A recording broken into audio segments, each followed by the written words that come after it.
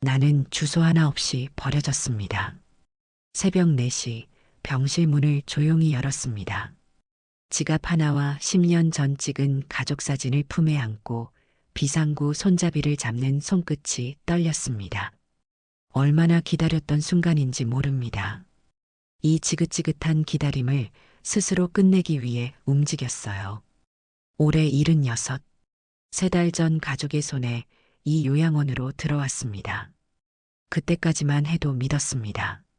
자식이 보내는 곳이니 나쁘지는 않으리라고. 익산 외곽의 청아한 요양센터. 이름처럼 정원에는 계절꽃이 피어 있었고 간병인들도 친절하게 웃었어요. 첫날 밤 창밖을 바라보며 다짐했습니다. 여기서 몸 추스르고 다시 집에 돌아가겠다고. 하지만 그것은 혼자만의 환상이었습니다. 3달 동안 내 병실을 찾은 사람은 단 한 명도 없었어요.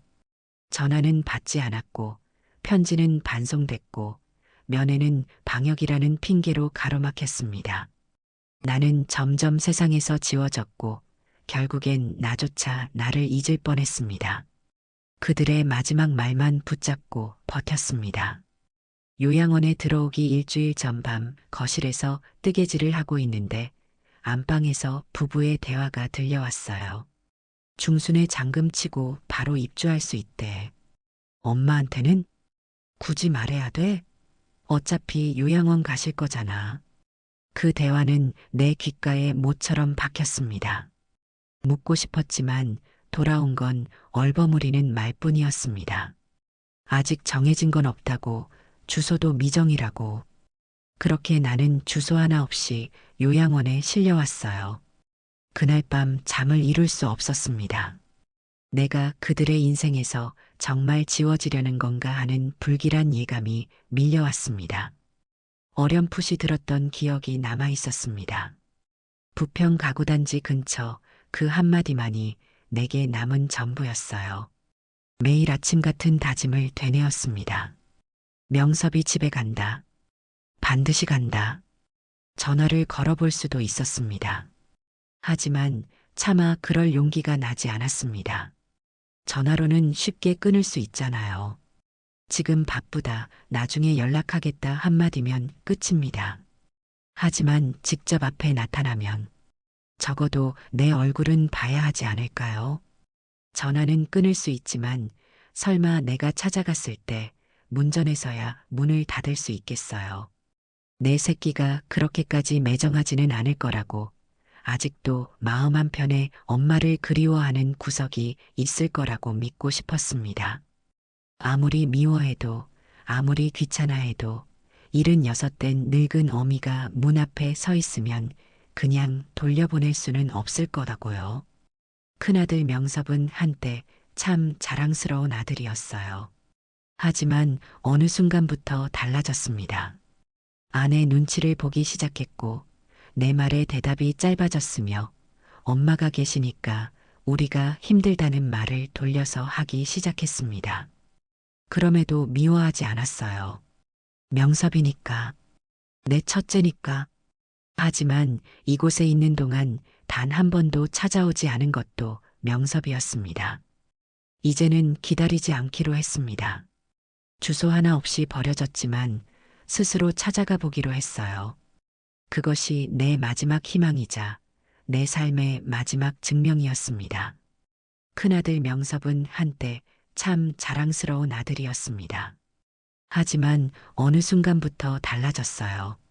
아내 눈치를 보기 시작했고 내 말에 대답이 짧아졌으며 엄마가 계시니까 우리가 힘들다는 말을 돌려서 하기 시작했습니다. 그럼에도 미워하지 않았습니다.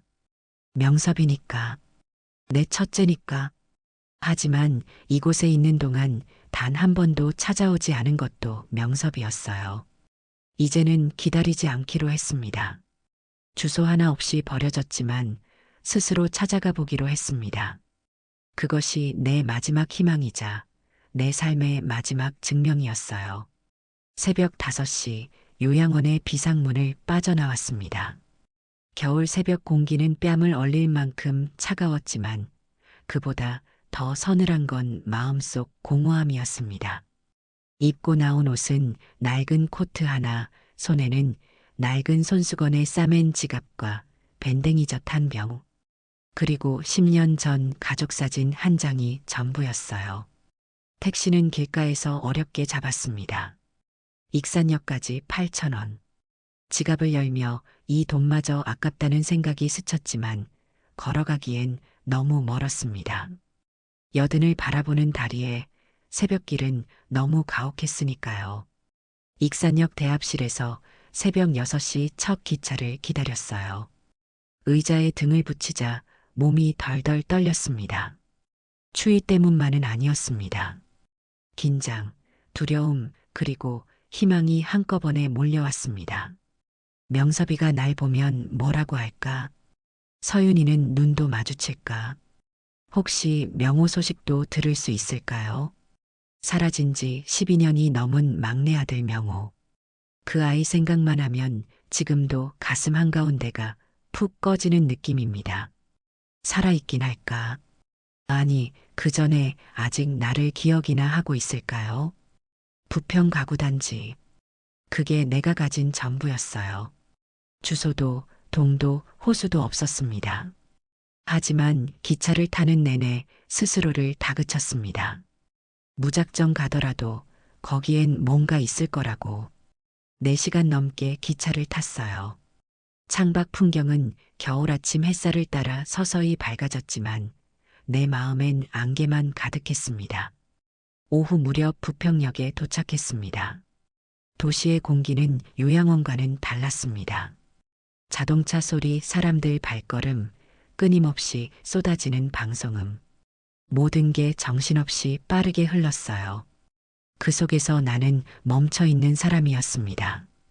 갈 곳도 찾을 사람도 도와줄 사람도 없는 존재. 남은 돈은 24,000원. 그마저도 식사와 교통비로 나가면 금방 바닥이 날 게 분명했습니다. 무작정 걸어 다니는 것만으론 안 되겠다 싶어 역 앞 안내소로 갔어요. 가구단지 방향이라는 말에 직원이 난처한 얼굴을 지었습니다. 그런 곳은 여러 군데가 있다고 했습니다. 하지만 끝까지 물었고 결국 버스 노선을 알려주었습니다. 버스비를 내고 안내받은 아파트 단지 근처에서 내렸어요. 첫 번째 단지 관리사무소에서 고명섭이라는 이름을 물었지만 돌아온 건 무표정한 대답이었습니다. 개인정보라 알려줄 수 없다는 말. 두 번째, 세 번째 단지에서도 마찬가지였습니다. 해가 기울어가고 점점 다리에 힘이 빠졌어요. 배는 고팠고 마음은 더 무거워졌습니다. 김밥 한 줄을 사 먹고 길가 의자에 앉았습니다. 손에 쥔 밴댕이젓 병이 괜히 눈에 밟혔습니다. 명섭이가 좋아한다고 했던 게 왜 이토록 자꾸 마음에 걸리는지요. 내가 원망하는 마음 속에서도 여전히 엄이라는 사실이 나를 괴롭혔습니다. 그날 밤은 근처 24시간 카페에서 보냈습니다. 아메리카노 한 잔으로 자리를 차지하고 의자에 몸을 웅크렸습니다. 처음엔 눈을 붙이지 못했지만 새벽이 가까워질수록 의자 위에서 토끼잠이 찾아왔어요.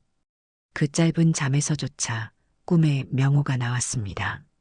엄마, 왜 이제 왔어? 라고 묻는 목소리에 벌떡 깼을 때 창밖은 다시 어두운 회색이었습니다. 이튿날도 마찬가지였습니다. 단지 몇 군데를 더 돌았지만 아무런 단서도 없었어요. 하루 두 끼 라면 한 그릇과 커피 한 잔으로 버티는 동안 주머니엔 이제 10,000원이 채 남지 않았습니다. 이렇게 계속 헤매다 끝나는 건 아닐까? 나는 지금 어디로 가고 있는 걸까? 눈앞이 흐릿해졌습니다. 그리고 그날 오후 하늘이 어두워지더니 결국 비가 쏟아지기 시작했어요. 셋째 날 오후 하늘은 급격히 흐려졌습니다. 도시의 바람이 차가워졌고 아스팔트 위로 빗방울이 떨어지기 시작했습니다. 나는 우산 없이 걷고 있었어요. 이번이 마지막이라는 기분이 들었습니다. 이번 단지에서도 못 찾으면 정말 어떻게 해야 할까? 마지막이라는 생각에 다다르자 다리에 힘이 풀렸습니다. 비에 젖은 보도블록은 생각보다 미끄러웠어요. 갑자기 발이 미끄러졌고 몸이 앞으로 쏠리며 바닥에 넘어졌습니다. 그 순간 품에 있던 가방이 풀어졌고 밴댕이젖병이 바닥에 굴러나가더니 팍 하는 소리와 함께 산산조각 났습니다. 밴댕이와 소금 냄새가 뒤섞인 듯한 그 장면은 내가 이 도시에서 갖고 있던 단 하나의 목적이 산산이 부서지는 것처럼 느껴졌습니다. 무릎에서는 피가 났고 손바닥은 까졌습니다. 일어나려 했지만 몸에 힘이 들어가지 않았어요. 두 끼를 넘게 제대로 먹지 못했고 잠은커녕 정신조차 흐릿했습니다. 이대로 여기서 죽는 건 아닐까? 머릿속에 번갯불처럼 스친 그 생각에 순간 눈물이 쏟아졌습니다. 하지만 그때 따뜻한 무언가가 내 머리 위를 덮었습니다. 우산이었어요. 그리고 다가온 젊은 여성이 무릎을 꿇고 내 얼굴을 들여다봤습니다. 비에 젖은 내 얼굴을 조심스레 닦아주며 그녀는 자신을 유다인이라고 소개했습니다. 간호사 복장이 눈에 들어왔습니다. 아무런 말도 하지 않았지만 내 상황을 눈치챈 듯 그녀는 바로 어딘가에 전화를 걸었어요. 노숙인 센터라는 단어가 들리는 순간 나는 고개를 숙였습니다. 이제 내가 정말 아무데도 갈 곳이 없는 사람이 되었구나 싶었습니다. 그럼에도 불구하고 지금 이 순간 누군가 나를 다시 데려가 주는 것이 그저 고마울 뿐이었어요. 유다인은 택시를 불러줬고 차 안에서 조심스럽게 말을 건넸습니다. 혹시 가족은 없는지, 어디에 살았는지, 무슨 사연이 있는지 물었지만 나는 대답하지 않았습니다. 그 어떤 설명도 지금의 나를 감쌀 수 없을 것 같았습니다. 택시는 부평 노숙인 센터 앞에 멈췄어요. 간판은 작았지만 건물은 깨끗했습니다. 유다인은 내 팔을 부축해서 안으로 데려다 주었고 센터 직원은 조용히 2층 방으로 나를 안내했습니다. 깨끗한 이불과 베개가 있는 공간. 3일 만에 마주한 사람이 눕는 곳은 이상하리만큼 따뜻했어요. 지갑을 꺼내 확인했습니다. 8,000원. 그나마도 택시비로 줄어들어 있었어요. 가방 속에서 마지막으로 남은 가족 사진을 꺼냈습니다. 10년 전 명호와 함께 찍은 사진이었습니다. 그 아이는 지금 어디서 뭘 하고 있을까? 그 아이는 나를 아직 엄마라고 기억하고 있을까? 그렇게 나는 비에 젖은 몸을 눕히고 희미한 희망 하나를 붙잡은 채 눈을 감았습니다. 바닥에 쓰러졌습니다. 그 순간 품에 있던 가방이 풀어졌고 밴댕이젖병이 바닥에 굴러나가더니 팍 하는 소리와 함께 산산조각 났습니다. 피와 소금 냄새가 뒤섞인 듯한 그 장면은 내가 이 도시에서 갖고 있던 단 하나의 목적이 산산이 부서지는 것처럼 느껴졌습니다. 무릎에서는 피가 났고 손바닥은 까졌습니다. 일어나려 했지만 몸에 힘이 들어가지 않았습니다. 두 끼를 넘게 제대로 먹지 못했고 잠은커녕 정신조차 흐릿했습니다. 이대로 여기서 죽는 건 아닐까? 머릿속에 번갯불처럼 스친 그 생각에 순간 눈물이 쏟아졌습니다. 하지만 그때 따뜻한 무언가가 내 머리 위를 덮었습니다. 우산이었습니다. 그리고 다가온 젊은 여성이 무릎을 꿇고 내 얼굴을 들여다봤습니다. 비에 젖은 내 얼굴을 조심스레 닦아주며 그녀는 자신을 유다인이라고 소개했습니다. 간호사 복장이 눈에 들어왔습니다. 아무런 말도 하지 않았지만 내 상황을 눈치챈 듯 그녀는 바로 어딘가에 전화를 걸었습니다. 노숙인 센터라는 단어가 들리는 순간 나는 고개를 숙였습니다. 이제 내가 정말 아무데도 갈 곳이 없는 사람이 되었구나 싶었습니다. 그럼에도 불구하고 지금 이 순간 누군가 나를 다시 데려가 주는 것이 그저 고마울 뿐이었습니다. 유다인은 택시를 불러줬고 차 안에서 조심스럽게 말을 건넸습니다. 혹시 가족은 없는지, 어디에 살았는지, 무슨 사연이 있는지 물었지만 나는 대답하지 않았습니다. 그 어떤 설명도 지금의 나를 감쌀 수 없을 것 같았습니다. 택시는 부평 노숙인 센터 앞에 멈췄습니다. 간판은 작았지만 건물은 깨끗했습니다. 유다인은 내 팔을 부축해서 안으로 데려다 주었고 센터 직원은 조용히 2층 방으로 나를 안내했습니다. 깨끗한 이불과 베개가 있는 공간. 3일 만에 마주한 사람이 눕는 곳은 이상하리만큼 따뜻했습니다. 지갑을 꺼내 확인했습니다. 8,000원. 그나마도 택시비로 줄어들어 있었습니다. 가방 속에서 마지막으로 남은 가족 사진을 꺼냈습니다. 10년 전 명호와 함께 찍은 사진이었어요. 그 아이는 지금 어디서 뭘 하고 있을까? 그 아이는 나를 아직 엄마라고 기억하고 있을까? 그렇게 나는 비에 젖은 몸을 눕히고 희미한 희망 하나를 붙잡은 채 눈을 감았습니다. 다음 날 아침 센터 직원이 나를 깨웠습니다. 식사 시간이라고 했습니다. 몸은 여전히 무거웠지만 배는 고팠습니다. 지하 식당에 내려가자 여러 사람이 삼삼오오 모여 식사를 하고 있었습니다. 나이 든 이도 있었고 젊은 사람들도 있었어요. 빈자리에 조심스레 앉았습니다. 그곳은 가족이 없는 사람들의 식탁이었어요. 조금은 낯설었고 조금은 서러웠습니다. 잠시 후 한 남자가 쟁반을 들고 내 앞에 밥상을 놓아주었어요. 된장찌개와 나물 몇 가지. 하지만 음식보다 그 남자의 눈빛이 마음에 걸렸습니다. 그는 나를 잠시 바라보다 고개를 돌렸어요. 낯익은 인상이었습니다. 점심시간이 되어 다시 나타났을 때 그는 조심스럽게 내게 물었어요. 혹시 성함이? 나는 조용히 대답했어요. 김분혜예요. 그 순간 그의 얼굴이 하얗게 질렸습니다. 쟁반을 들고 있던 손이 떨렸고 입술이 움직이더니 아주 작은 목소리로 말했어요. 어머니. 나는 그대로 얼어붙었습니다. 그 이름, 그 목소리.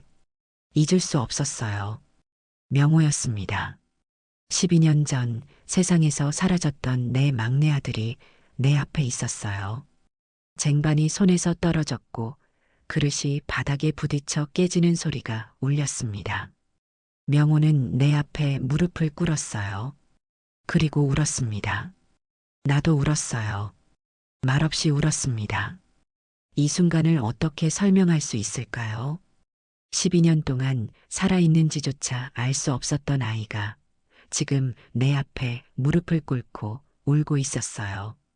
그 장면 앞에서 내 삶의 지난 12년이 통째로 무너지고 동시에 다시 시작되었습니다. 나, 명호, 그리고 우리가 서로에게 건넬 수 없었던 12년의 시간. 명호는 손등으로 눈물을 닦고서 내 얼굴을 오래도록 바라봤어요. 나는 그 얼굴에서 예전 그 아이의 순한 눈매를 다시 보았습니다. 그러나 그 눈빛은 어딘가 달라져 있었어요. 세상으로부터 등을 진 사람의 고요하고 단단한 표정이었습니다. 한참을 그렇게 말없이 마주 앉아 있던 명호는 조용히 입을 열었어요. 그리고 천천히 12년 전의 이야기를 꺼냈습니다. 사진을 전공하던 그 시절, 명호는 친구 부탁으로 사진 한 장을 대신 찍어줬어요. 그 사진이 누군가의 작품을 도용한 것이라며 고소를 당했고 법적 책임은 결국 명호의 몫이 되었습니다. 벌금은 컸고 그는 가진 게 없었어요. 그때 명호는 형 명섭에게 전화를 걸었습니다. 처음이자 마지막이 될지도 모르는 도움을 청하는 전화였어요. 하지만 돌아온 건 차가운 대답이었습니다. 넌 또 무슨 사고냐? 이젠 내 일은 내가 알아서 해라. 그 말이 명호의 삶에서 마지막 끈을 끊었어요. 그날 이후로 형은 내 인생에서 지웠다고 명호는 말했습니다. 그의 목소리는 떨리지 않았어요. 이미 수없이 되뇌었을 이야기였습니다. 그는 이어서 말했어요. 한강 다리 위에 올라갔던 날도 있었다고. 하지만 그날 밤 다리 밑에서 취해 쓰러져 있던 자신을 도와준 노숙자 한 명 덕분에 살아났다고 했습니다. 그렇게 한동안 노숙자들과 지내다가 한 신부님의 도움으로 지금의 센터에 오게 됐다고 했어요. 그 이야기를 들으면서도 나는 아무 말도 할 수 없었습니다. 명호의 목소리는 담담했지만 내 속은 천갈래 만갈래 찢어지고 있었어요. 그 아이가 얼마나 외로웠을까? 그 아이가 얼마나 형에게 기대고 싶었을까요? 근데 왜 엄마한텐 한 번도 연락 안 했니? 나는 겨우 한 문장만 뱉을 수 있었습니다. 명호는 고개를 숙였어요. 엄마까지 실망시키고 싶지 않았어요. 이미 죽은 사람이라 생각하실 거라 믿고 그냥 그렇게 살았어요. 나는 가만히 명호의 손을 잡았습니다. 그리고 아무 말 없이 눈을 감았어요. 그저 내 새끼가 살아있다는 사실 하나로 가슴이 벅차올랐습니다. 그날 밤 늦게 명호가 내게 말했어요. 형에게 전화했다고. 내가 이곳에 있다는 사실을 알려줬다고 했습니다. 당황한 목소리로 봤더니 내일 오겠다고 했다는 것이었어요. 다음 날 저녁 무렵 검은색 승용차 한 대가 센터 앞에 멈췄습니다. 문이 열리고 명섭과 서윤이 내렸어요. 서윤의 표정은 굳어 있었고 명섭은 잠시 망설이다가 안으로 들어왔습니다. 상담실에 마주 앉은 우리는 처음으로 셋이 된 가족이 되었어요. 그러나 그 공기는 결코 따뜻하지 않았습니다. 명호가 먼저 입을 열었어요. 형, 왜 그때 그렇게 말했어? 명섭은 입을 꾹 다문 채 아무 말도 하지 않다가 한참이 지나서야 조용히 말을 꺼냈습니다. 그때 나도 많이 힘들었어. 변호사 일도 끊기고 빚이 쌓이고 서윤이도 임신 중이었고 명호 너는 어릴 때부터 사고만 치고 결국 또 부탁이었잖아. 그 말에 명호는 쓴웃음을 지었어요. 형은 나를 동생이 아니라 짐으로만 봤지. 분해는 그 순간 참을 수 없었습니다. 작은 한숨이 흘러나왔어요. 명섭아 내 동생이 내게 손을 내밀었을 때 그 손을 놓는 건 형이 아니라 남보다 못한 사람이 되는 거야. 명섭은 아무 말도 하지 않았습니다. 서윤은 옆에서 조심스럽게 고개를 숙였지만 말은 없었어요. 나는 그 순간 느꼈습니다. 두 아들 사이에 너무 깊은 골이 생겨 있었다는 걸. 그리고 그 골을 만든 건 단지 사건이 아니라 그동안의 수많은 무관심과 회피, 그리고 눈치였다는 걸요. 상담실을 나서며 명섭이 말했습니다. 엄마, 이제 집으로 갑시다. 정말 죄송했고, 이제라도 잘해드리고 싶어요. 나는 고개를 저었어요. 그 마음 고맙다. 하지만 난 여기 있을 거다. 명호와 함께. 서윤이 눈물을 글썽이며 말했습니다.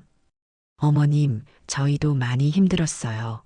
생활비, 병원비 다 감당하는 게. 나는 그 말을 끊었어요. 돈으로 사람을 보낼 순 없단다. 넌 내 손을 놓았잖니. 내 마음도 같이 놔버린 거야.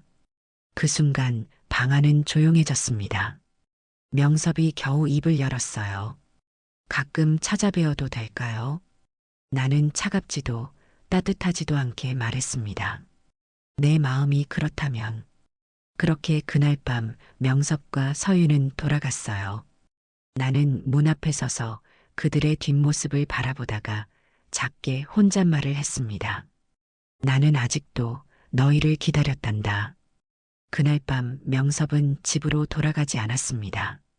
서윤을 먼저 집으로 보내고 센터 주차장에서 한참을 망설이다가 결국 다시 안으로 들어왔습니다. 명호는 1층 휴게실에서 혼자 차를 마시고 있었어요. 형이 다시 나타나자 고개를 들었지만 아무 말도 하지 않았습니다. 명섭은 명호 맞은편에 조심스럽게 앉았습니다. 한참의 침묵이 흘렀습니다. 형제는 서로를 바라보지도 않은 채 각자의 찻잔만 들여다봤어요. 명섭이 먼저 입을 열었습니다. 너 정말 힘들었구나. 명호는 여전히 고개를 들지 않았습니다. 지금 와서 그런 말 하지 마, 형이라고 했어요. 미안하다고 명섭의 목소리가 떨렸습니다. 그때 정말 미안했다고. 명호는 쓴웃음을 지으며 고개를 들었어요. 미안하다고? 형이 뭘 잘못했는데? 모든 걸 잘못했어. 명섭은 주먹을 꽉 쥐었습니다. 내가 도움을 청했을 때 형이어야 했는데 나는 이라고 말했어요. 명호는 찻잔을 내려놓았습니다. 형은 그때 나한테 뭐라고 했는지 기억해? 명섭은 고개를 숙였어요. 기억했습니다. 너무나 선명하게. 넌 또 무슨 사고냐? 이젠 내 일은 내가 알아서 해라. 명호가 차갑게 말했습니다.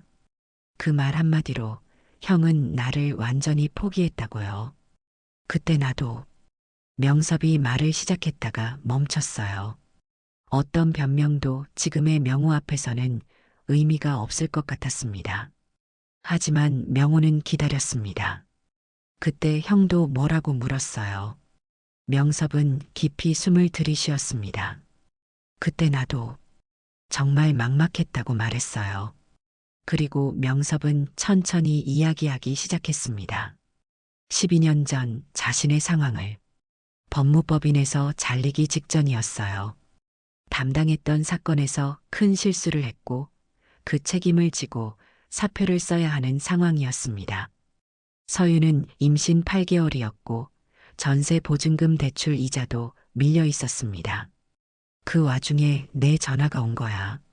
명섭의 목소리가 갈라졌어요. 벌금 300만 원. 나한테는 그때 정말 큰 돈이었다고 했습니다.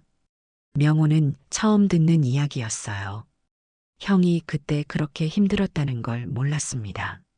하지만 그래도 명호가 말을 시작했지만 명섭이 손을 들어 막았어요. 아니야. 변명이 아니야. 명섭이 고개를 저었습니다. 돈이 없어서 도와주지 못한 게 아니라고 했어요. 그냥 지쳤던 거라고. 어릴 때부터 형이라는 이유로 계속 양보하고 책임지고 뒤치다꺼리하는 게 지겨웠다고 했습니다. 명호는 잠시 말이 없었어요. 그러다 조용히 물었습니다. 형은 언제부터 나를 싫어했어? 싫어한 게 아니야. 명섭의 목소리가 작아졌습니다. 그냥 무서웠다고 했어요. 내가 또 무슨 일을 벌일까봐, 또 내가 해결해야 할까봐. 그게 무서워서 미리 선을 그었다고 했습니다. 넌 엄마 아빠한테 사랑받는 막내였어. 나는 그냥 든든한 형이어야만 했고. 명섭이 고개를 들었어요. 그의 눈가가 촉촉해져 있었습니다.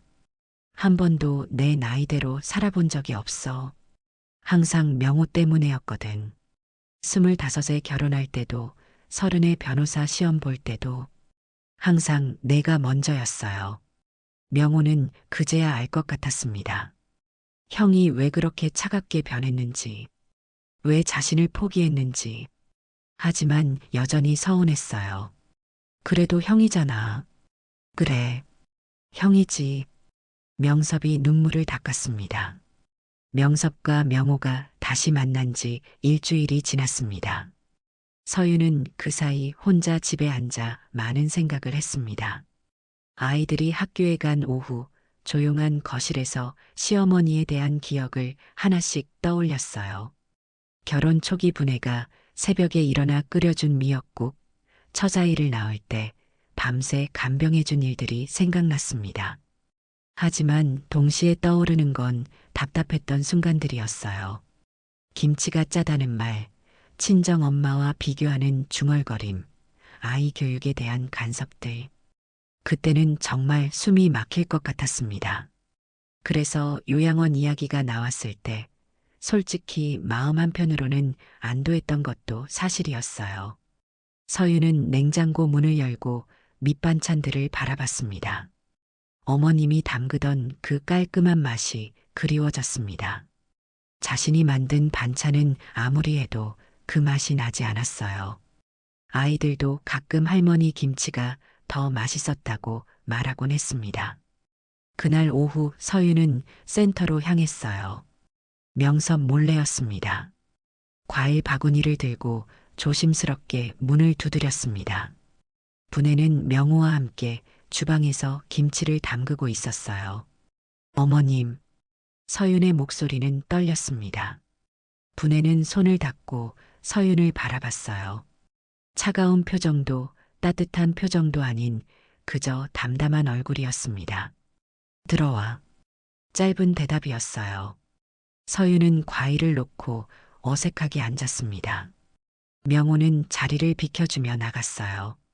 둘만 남은 공간은 어색했지만 서윤은 용기를 냈습니다. 어머님, 죄송합니다.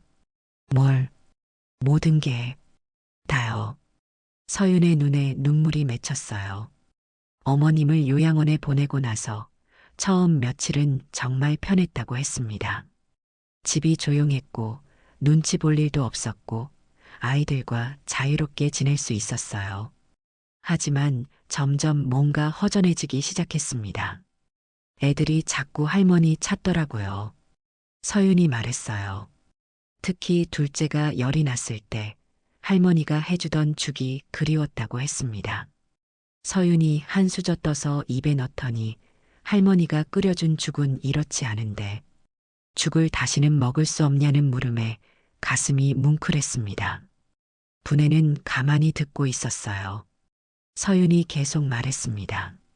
사실 어머님이 해주신 것들이 얼마나 많은지 이제야 알겠다고. 반찬 하나하나, 아이들 돌봄 하나하나가 다 고마운 일이었는데 그때는 그게 당연한 줄 알았다고 했어요. 제가 정말 철없었습니다. 서윤의 목소리가 작아졌어요. 시어머니와 며느리 사이의 거리감을 좁히려 노력하지 않고 그냥 피하기만 했다고 했습니다. 어머님이 간섭한다고 생각했는데 사실은 걱정해서 하신 말씀들이었다는 걸 이제야 깨달았다고요. 분해가 처음으로 입을 열었습니다. 서윤아, 나도 미안했다. 서윤은 고개를 들었어요. 어머님의 표정이 조금 부드러워져 있었습니다. 내가 너무 참견을 많이 했지.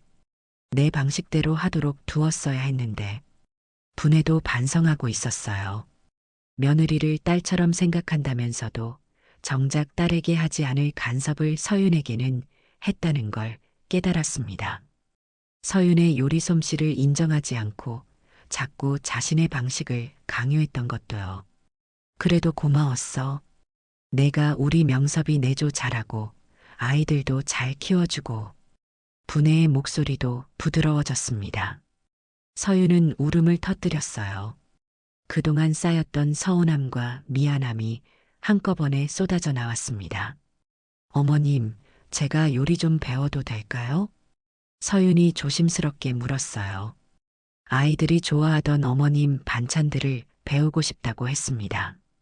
분해는 살짝 웃었어요. 그럼 언제든지. 그날부터 서윤은 일주일에 2번씩 센터를 찾았습니다. 처음에는 어색했지만 함께 요리하며 조금씩 마음의 거리가 줄어들었어요. 분해는 서윤에게 요리를 가르쳐주며 서윤은 아이들 근황을 들려주었습니다. 어머님, 이 콩나물 무침은 어떻게 이렇게 아삭하게 만드세요? 콩나물은 말이야, 너무 많이 삶으면 안 돼. 그리고 살살 버무려야 해. 아, 저는 지금까지 너무 세게 했나 봐요. 그래도 내가 만든 콩나물 무침, 명섭이는 잘 먹더라. 짠맛을 좋아하거든, 그 애가. 이런 대화들이 오가며 두 사람은 서로를 이해하기 시작했어요. 완벽하지는 않았지만 적어도 서로의 마음을 알아가고 있었습니다. 한 달이 지나자 센터에도 작은 변화가 생겼습니다. 명호는 어머니가 계신 후로 표정이 한결 밝아졌고 분해는 주방 일을 도우며 다른 어르신들과도 친해졌습니다. 서윤이 가져온 반찬들이 센터 식탁에 올라오기도 했어요. 명호가 웃으며 말했습니다. 형수님 요리 실력이 많이 늘었네요. 서유는 부끄러워하며 어머님께 배운 거라고 했어요. 분해는 그런 서윤을 보며 흐뭇해했습니다. 며느리가 자신의 레시피를 정성껏 따라 하려는 모습이 고마웠어요. 어느 토요일 오후 명섭이 아이들과 함께 센터를 찾았습니다. 몇 주 만에 할머니를 만나는 아이들은 처음엔 어색해했어요. 하지만 분해가 미리 준비해둔 호떡을 보고는 금세 할머니 품으로 달려갔습니다. 할머니, 이거 우리가 좋아하는 거예요. 그럼 할머니가 너희들 생각하면서 만들었거든. 아이들은 할머니 무릎에 앉아 호떡을 먹으며 그간 있었던 일들을 쏟아냈어요. 학교에서 있었던 일, 친구들 이야기, 새로 배운 노래까지. 분해는 그 모든 이야기를 들으며 웃었습니다. 명섭은 그런 모습을 보며 가슴이 뭉클했어요. 자신이 얼마나 어리석었는지 새삼 깨달았습니다. 돈과 편의만 생각하고 가족의 마음은 생각하지 못했던 거였어요. 엄마, 정말 죄송합니다. 명섭이 다시 한번 고개를 숙였어요. 분해는 아이들을 보며 말했습니다. 이제 됐다. 아이들이 좋아하니까. 그날 저녁 센터 식당에서 온 가족이 함께 저녁을 먹었습니다. 분해가 담근 김치찌개에 서윤이 가져온 동그랑땡이 어우러진 소박한 식탁이었어요. 아이들은 할머니와 삼촌이 함께 있는 게 신기한 듯 연신 질문을 했습니다. 삼촌, 여기서 할머니랑 같이 사세요? 응, 삼촌이 할머니 돌봐드리고 있어. 우리도 가끔 와서 할머니랑 같이 자면 안 돼요? 명호가 웃으며 대답했어요. 언제든지 오라고. 할머니가 보고 싶으면 언제든 와도 된다고 했습니다. 분해는 그런 대화를 들으며 마음이 따뜻해졌어요. 식사가 끝나고 아이들이 놀이방에서 놀고 있을 때 어른들만 남았습니다. 명섭이 조심스럽게 말을 꺼냈어요. 엄마, 혹시 집으로 돌아오실 생각은 없으세요? 분해는 잠시 생각했습니다. 예전 같으면 단칼에 거절했을 텐데 지금은 마음이 복잡했어요. 서윤과의 관계도 많이 좋아졌고 아이들도 자주 보고 싶었습니다. 글쎄, 아직은 여기가 편해. 혹시 우리 때문에 그런 거라면. 서윤이 말을 시작했지만 분해가 손을 저었어요. 그런 게 아니야. 정말로 여기가 편해. 명호도 있고 할 일도 있고. 분해는 정말로 그랬습니다. 센터에서의 생활이 나쁘지 않았어요. 다른 어르신들과 함께 웃고 떠들며 지내는 것도 좋았고 무엇보다 명호와 함께 있는 시간이 소중했습니다. 대신에 말이야. 분해가 말을 이었어요. 가끔씩 집에 놀러 가도 될까? 아이들 밥도 해주고 김치도 담가주고. 서윤의 얼굴이 밝아졌습니다. 물론이죠. 언제든지 오세요. 정말로요. 명섭도 고개를 끄덕였어요. 어머니가 원하실 때 언제든 집에 오시라고 했습니다. 아예 이사 오시는 것도 좋고 가끔씩 놀러 오시는 것도 좋다고요. 그렇게 가족들은 새로운 방식의 관계를 만들어가기 시작했어요. 완전히 예전으로 돌아가는 것은 아니지만 서로를 이해하고 배려하는 관계였습니다. 분해는 주 23회 집에 가서 아이들과 시간을 보내고 명섭 가족은 주말마다 센터를 찾았어요. 무엇보다 명호와 명섭의 관계도 조금씩 회복되고 있었습니다. 아직은 어색했지만 적어도 서로를 피하지는 않게 되었어요. 형제가 다시 형제가 되어가는 과정이었습니다. 그날 밤 분해는 창가에 서서 별을 바라봤습니다. 몇 달 전만 해도 모든 게 끝났다고 생각했는데 지금은 새로운 시작 같았어요. 주소 하나 없이 버려졌다고 생각했던 자신이 이제는 여러 곳에 마음 둘 곳이 생겼습니다. 요양원에서 나와 헤매던 그 며칠이 결국 이 모든 변화의 시작이었어요. 밴댕이젖병이 깨지면서 만난 기적처럼 때로는 무너져야 다시 쌓을 수 있는 법인지도 모르겠습니다.